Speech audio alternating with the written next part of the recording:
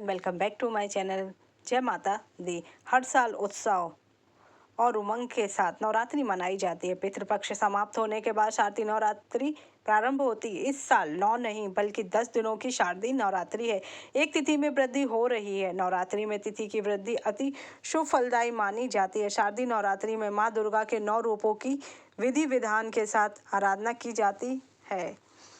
9 दिन नवरात्रि व्रत करने के बाद नवमी पर कन्या पूजन और दशमी पर पारायण किया जाता है। शारदीय नवरात्रि 22 सितंबर से शुरू हो रही है। आश्विन मास के शुक्ल पक्ष की प्रतिपदा तिथि की शुरुआत 22 सितंबर को रात 1:23 पर हो रही है। इसलिए नवरात्रि का पहला दिन 22 सितंबर को रहेगा। इस दिन कलश स्थापना की जाएगी। कलश स्थापना का शुभ मुहूर्त सुबह 6:09 से 8:06 बजे तक रहेगा। अगर दोपहर में आप घट स्थापना करना चाहते हैं तो अभिजीत मुहूर्त शुभ है, जो दोपहर 11:49 से 12:38 तक। इस समय कलश स्थापना करना बहुत शुभ माना जाता है। कलश स्थापना सुबह 6:09 से 8:06 बजे तक करें तो बहुत ही अच्छा है। पंचांग के अनुसार इस साल श्राद्ध पक्ष में एक तिथि का क्षय और नवरात्रि में एक तिथि में वृद्धि हो रही है। इसलिए इस साल 9 दिन के नहीं 10 दिन की शारदीय नवरात्रि होगी। इस तरह इस बार शारदीय नवरात्रि में चतुर्दशी तिथि की वृद्धि हो रही है। नवरात्रि में तिथि की वृद्धि अति शुभ फलदायी मानी जाती। नवरात्रि तिथि की वृद्धि के साथ ही माता का आगमन भी बहुत शुभ कारक हो रहा। इस कारण से नवरात्रि का प्रभाव शुभ की प्राप्ति होगा। माँ दुर्गा का आगमन और प्रथम सप्ताह के दिन के अनुसार होता है। इस बार नवरात्र का प्रारंभ 22 सितंबर यानी सोमवार से, यानी यदि नवरात्रि की प्रतिपदा सोमवार या रविवार को हो तो माँ दुर्गा हाथी पर आरूढ़ होकर हाथी पर सवार होकर आना शुभ लक्षण का प्रतीक है। पूरे साल सुख समृद्धि और सौभाग्य का संचार होगा। जानते हैं 22 सितंबर को प्रतिपदा तिथि शैलपुत्री की पूजा होगी। 23 सितंबर को द्वितीय माँ ब्रह्मचारिणी की पूजा होगी।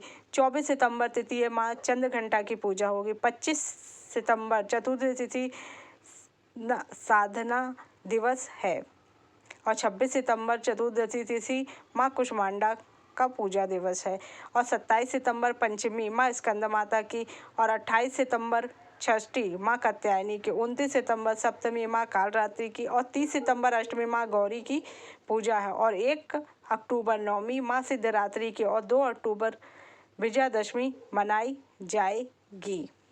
पंचांग के अनुसार नवरात्रि में देवी की आराधना करने से साधक मनोवांछित फल प्राप्त करते। इस वर्ष का नवरात्रि विशेष फलदायी होने जा रही है। इस बार माता रानी का धरती पर आगमन हाथी पर, जिससे सुख और समृद्धि का प्रतीक माना गया है।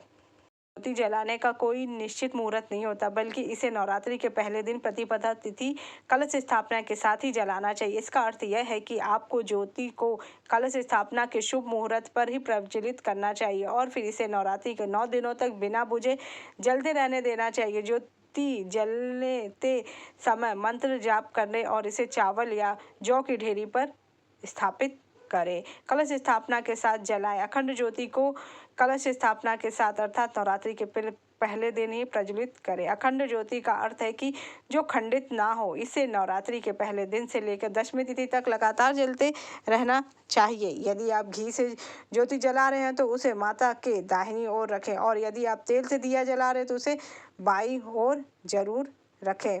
दीपक को सीधे जमीन पर नहीं रखना चाहिए। इसे हमेशा अन्न जैसे जौ, चावल या गेहूं की ढेरी पर रखें।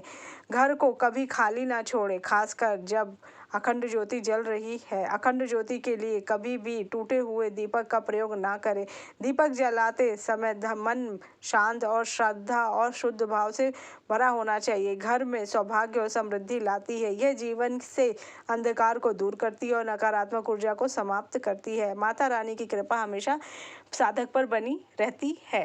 शुक्ल पक्ष की प्रतिपदा तिथि 22 सितंबर रात 1:23 से शुरू होकर 23 सितंबर रात 2:55 तक रहेगी। इसी के साथ 22 सितंबर से शारदीय नवरात्र का प्रारंभ होगा। उदया तिथि के अनुसार को हमेशा सही समय पर ही स्थापित करना चाहिए, जिससे कि आपको माता रानी के पूरा पुण्यफल प्राप्त हो सके। कलश को हमेशा सही स्थान और जगह पर ईशान कोण पर ही स्थापित करें। अगर आपको मेरी जानकारी अच्छी लगी मेरे चैनल को लाइक करिए, सब्सक्राइब करिए, शेयर कीजिए। जय माता।